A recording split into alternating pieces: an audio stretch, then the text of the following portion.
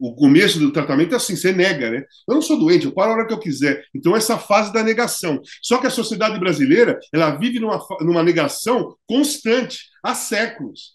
A sociedade brasileira, ela nega o conhecimento sobre dependência química, ela nega a ajuda ao dependente químico, ela nega, ela não quer saber. Ela prefere achar que o cara é marginal, que o cara é financiador do tráfico. É mais simples. Eu fiz muito gol, muita coisa legal, mas também vacilei bastante. Peitei treinador, a ditadura militar, quase morri de overdose e agora só quero morrer de amor. Olá pessoal, eu sou o Walter Casagrande Júnior, ex-jogador de futebol, comentarista, sou colunista do UOL e da Folha nesse momento e eu fui convidado pelo Quebrando Tabu para responder algumas mensagens, alguns comentários da internet. Estou aí, estou pronto. Quando que o Casão começou a ter consciência social? Eu sempre tive, desde a minha adolescência. Eu participei da primeira manifestação política que eu participei foi para a Anistia em 79. Eu tinha 17 anos, 16 anos. Participei de um show, de uma manifestação para a Anistia, que a polícia de choque chegou de madrugada com escudo, com porretes para bater em todo mundo. Enfim, com 16 anos eu já estava entendendo o que estava acontecendo no país, eu já estava entendendo o que eu queria para mim, né? Eu já tinha dentro de mim uma questão de liberdade muito grande. Eu não gostava de ficar sendo obrigado a fazer as coisas, de não poder fazer as coisas, não poder falar ou falar só aquilo que podia. E isso aí me fez ter uma consciência política muito grande e social também. Qual foi o momento mais marcante da democracia corintiana? Puta, cara, o ano de 82, ele foi totalmente, o segundo semestre foi totalmente marcante, em todos os sentidos, né?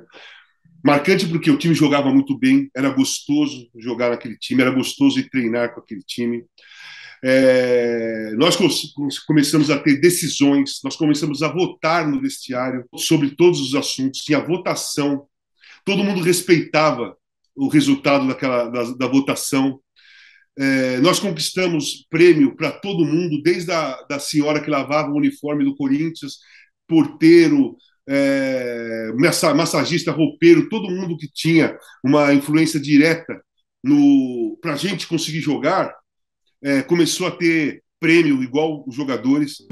Nós sabíamos da nossa responsabilidade, que nós não estávamos jogando só Corinthians contra São Paulo, era a democracia corintiana, era a democracia, todo mundo, a ditadura louca para destruir, desmoralizar o nosso projeto, né? E nós tínhamos que ganhar de qualquer jeito e jogando bem. E eu me lembro que no túnel, para a gente subir para o campo, no alto-falante do Morumbi estava tocando a música do Gil, Andar com Fé eu vou.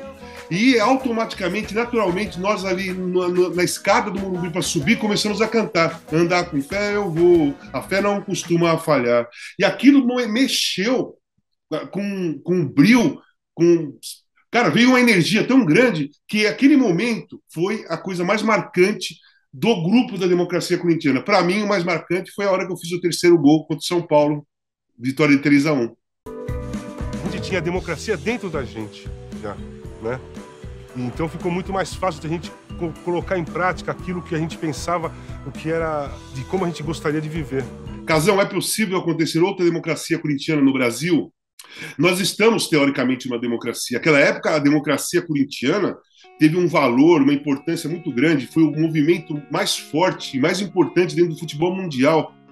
Eu já participei de diversos documentários espalhados pelo mundo todo, entrevistas, livros e tudo mais. Aquele momento foi o momento da democracia corintiana. Hoje, nós temos que defender a democracia, porque a democracia está aí, né? E os jogadores são outros, a mentalidade é outra, os hábitos são outros, né? Ali aconteceu de cair no mesmo time 4, 5 pessoas que tinham um pensamento mesmo democrático, que eram pessoas que estavam afim, que se assumiam como cidadão brasileiro antes de ser jogador de futebol. Hoje é invertido, né? O jogador de futebol acha que ele nasceu jogador de futebol e não é cidadão brasileiro. Acho que eles nem sabem como se comportar como cidadão brasileiro. A torcida única é ótima, acabou com a violência no futebol. Cara, a violência é o seguinte, a violência sempre teve, mas nós estamos num período de violência maior, está explícita, está em todos os lugares. E eu tenho dúvida, porque eu sou jogador, eu fui torcedor e jogador de futebol com 2 torcidas. Eu cansei de jogar clássicos no Morumbi com o estádio Corinthians, São Paulo, Palmeiras. Quando eu joguei no São Paulo contra o Santos, enfim.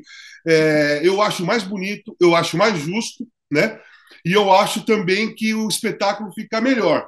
Como foi as diretas já dentro do campo de futebol? Sofreu represálias?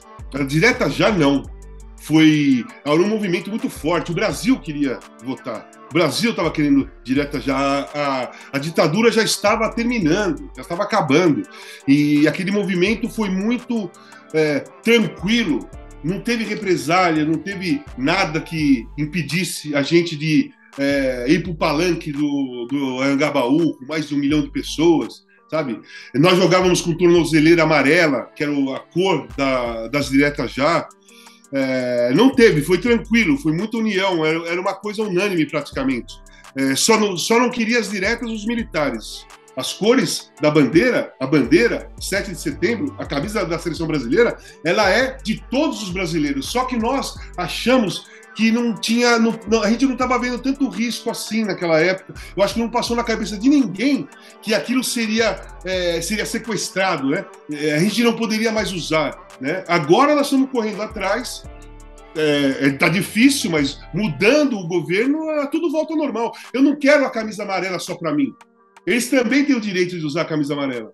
Todos têm o direito de usar a camisa amarela. Só que a gente marcou bobeira e os caras sequestraram mesmo.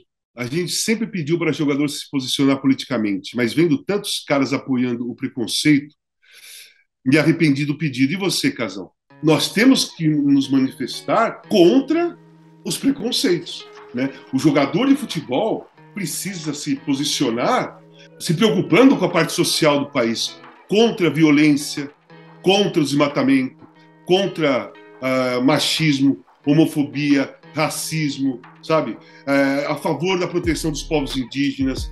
É assim que tem que se posicionar. É esse posicionamento que eu cobro, que eu acho que essa pessoa também cobrou, né? Cobra. Mas tem aqueles que são preconceituosos. Isso aí nós não vamos conseguir eliminar da sociedade.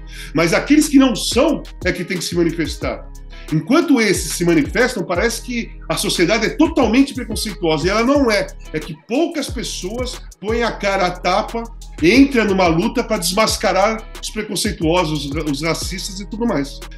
O jogo Brasil e Tunísia teve um ataque racista completo contra o Richarlison jogando pela seleção brasileira. Eu considero um ataque racista contra a seleção e contra o Brasil.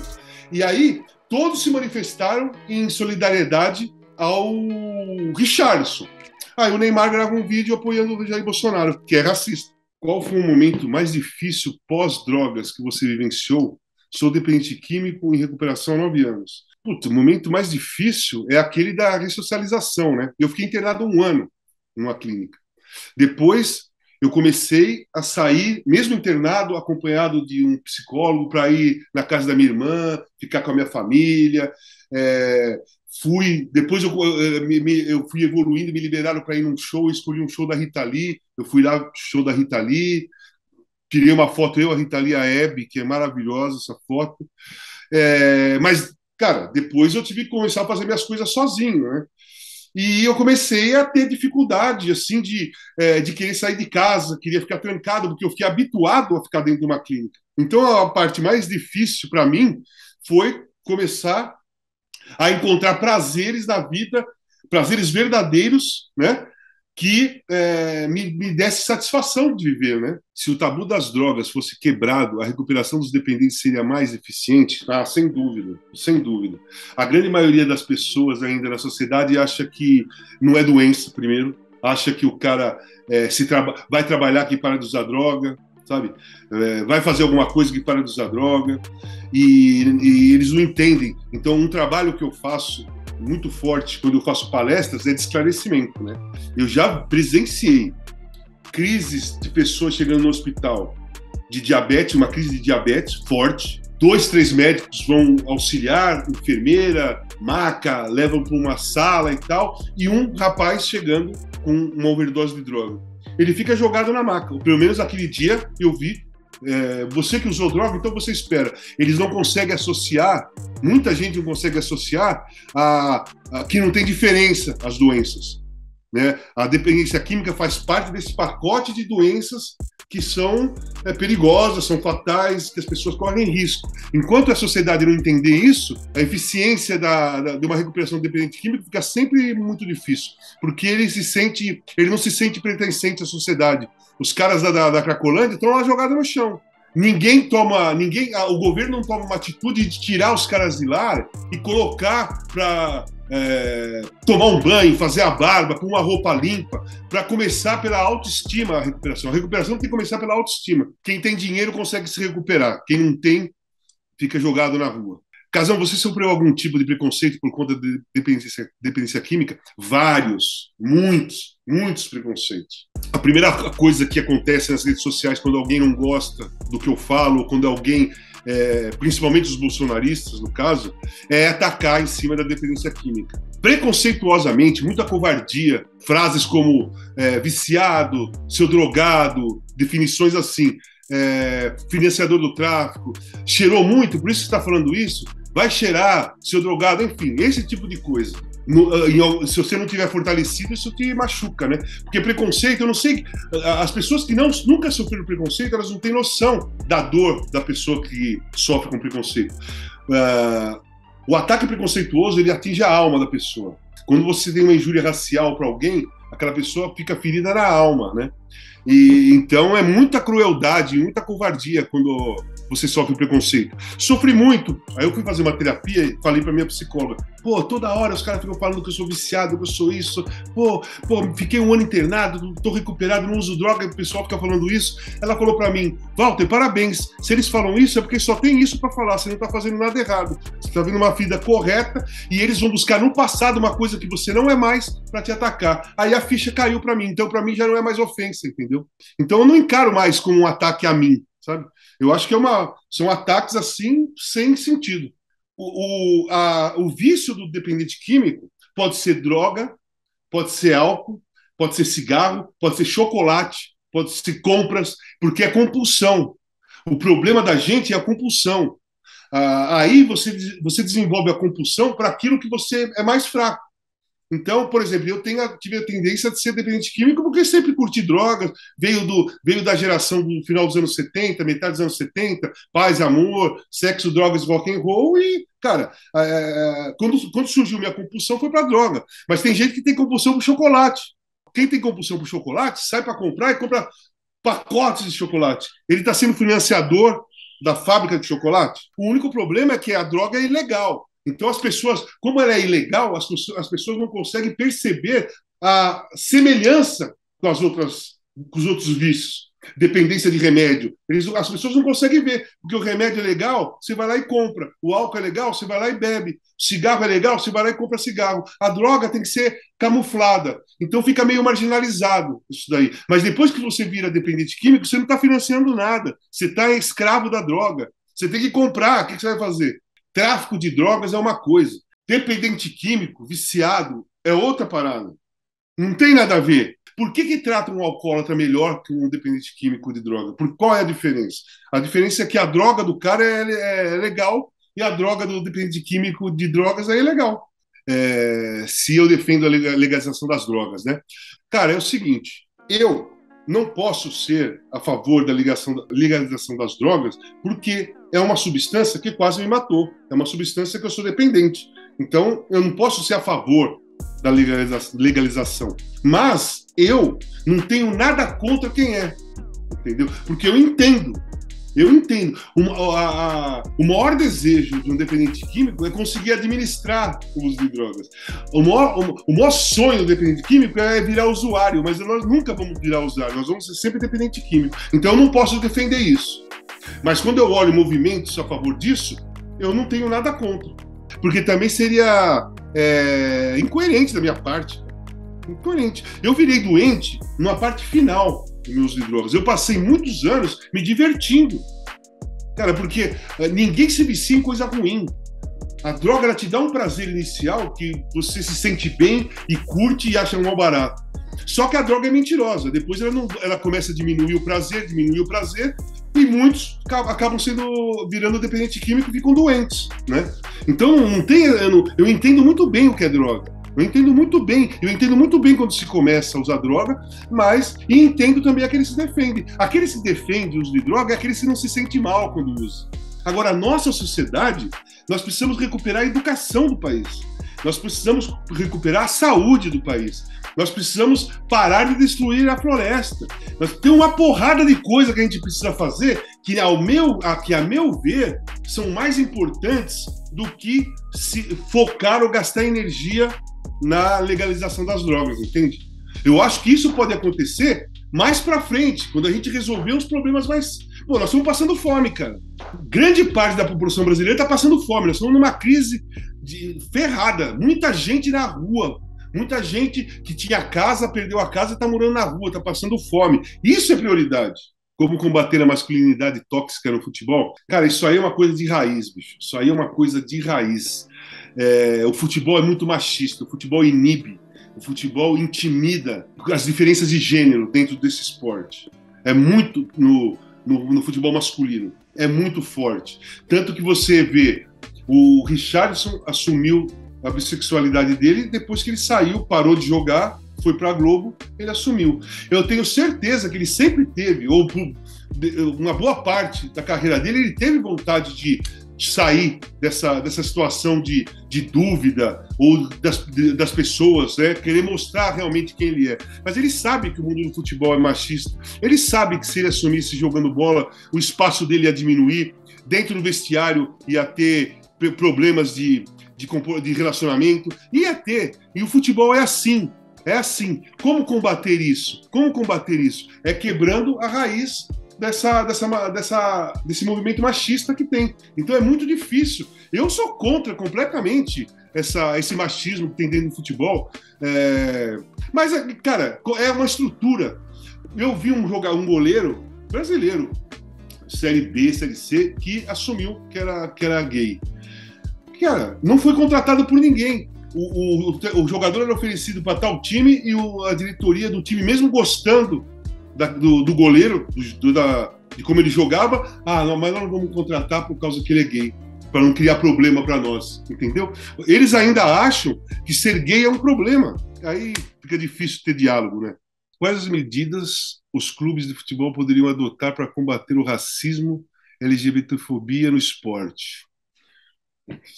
Cara, os clubes eles não têm muito, eles têm poder dentro deles, né? Eles podem conseguir controlar ou colocar regulamentos, né, contra antirracistas, contra preconceito, contra homofobia e tal, mas no esporte, são federações com federações que têm que tomar providência. A FIFA, a UEFA, Comebol, CBF e as federações dos estados. Essas pessoas é que tinham que chegar e começar a mudar o cenário dentro de um estádio de futebol, principalmente. Casão, você toparia assumir a seleção brasileira e a presidente da República? Nenhuma coisa, nenhuma. Não, de forma nenhuma. Nada. Eu não quero assumir nada, porque eu sou um cidadão brasileiro, tenho a minha vida como colunista, comentarista, me envolvo com política como cidadão, já fui convidado para ser candidato ao Senado, não topei, não vou topar, porque não é minha praia, não é meu papel. Eu tenho total consciência da minha incompetência como político, mas eu tenho total consciência da minha força como cidadão brasileiro. Se o Tite sair, eu acho que tem que ser o melhor treinador que tem no Brasil, independentemente da nacionalidade. Para mim, o Abel Ferreira deveria ser o treinador da seleção brasileira após a saída do Tite. Não tem nenhum treinador brasileiro que está fazendo um trabalho por 3, 4 anos de alto nível. Não tem. Tem algum grupo que está falando do Diniz. O Diniz faz 3 meses que está fazendo um trabalho bom no Fluminense. São 3 meses. O Dorival, mesmo tempo, 3, 4 meses. Então você não tem no Brasil um treinador brasileiro e nem estrangeiro, fora o Abel e o Vojvoda, que estão fazendo ótimos trabalhos há bom tempo, no mesmo clube, passando por fases ruins, tendo pressão e não sendo demitidos pelo trabalho bom que faz. Eu vou pelo Abel, porque está num time que venceu mais, né? Bicampeão brasileiro, bicampeão da Libertadores, Copa do Brasil, campeão paulista, vai ganhar o brasileiro agora, foi campeão de Supercopa, foi campeão de Recopa, enfim. É um cara vencedor. E a de presidente, puta, aí, cara, tem que esperar surgir, assim. Eu gostaria de ver uma mulher na presidência da República.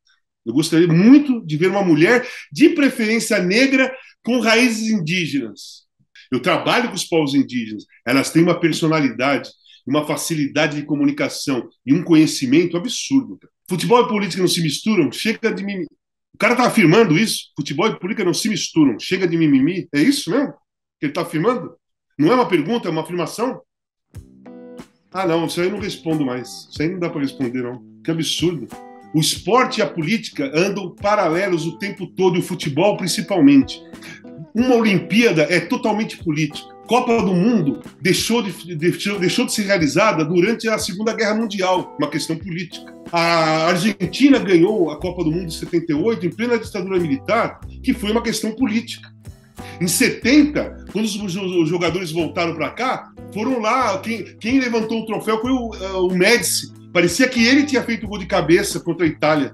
A sua opinião não interfere na realidade das coisas. Futebol e política, esporte e política caminham juntos sem questão de escolha. Tem noção do quanto se torna charmoso sendo do bem? Obrigado pelo charmoso. Mas eu acho que quando você trabalha pelo bem, quando você se preocupa com as causas sociais, quando você amplia a sua mente e para de pensar só em você mesmo, você começa a se colocar no lugar do outro, você fica mais charmoso, você fica mais bonito, sabe? Você fica mais simpático, você fica mais feliz, você fica uma pessoa agradável para os outros.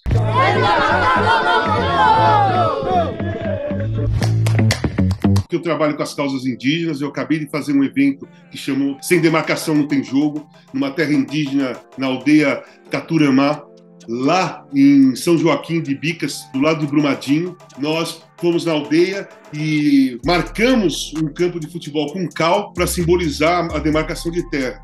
Sem demarcação de terra não tem jogo, para os indígenas é questão de sobrevivência, né? Então nós usamos o futebol para mostrar a importância de você demarcar as terras.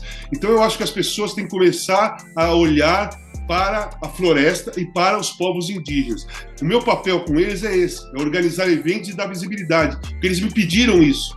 Eles querem que as pessoas conheçam mais como eles vivem, conheçam mais o que eles fazem, o que eles pensam, sabe? Eles jogam bola, eles estudam, tem cineastas, tem músicos, tem tudo nos povos indígenas, sabe? Eles estão muito mais evoluídos, sempre foram, mas em relação à sociedade mundial, muito mais evoluídos do que nós, porque eles estão entendendo mais da gente do que a gente entendemos deles, entendeu? Então, nós estamos ficando para trás nessa questão.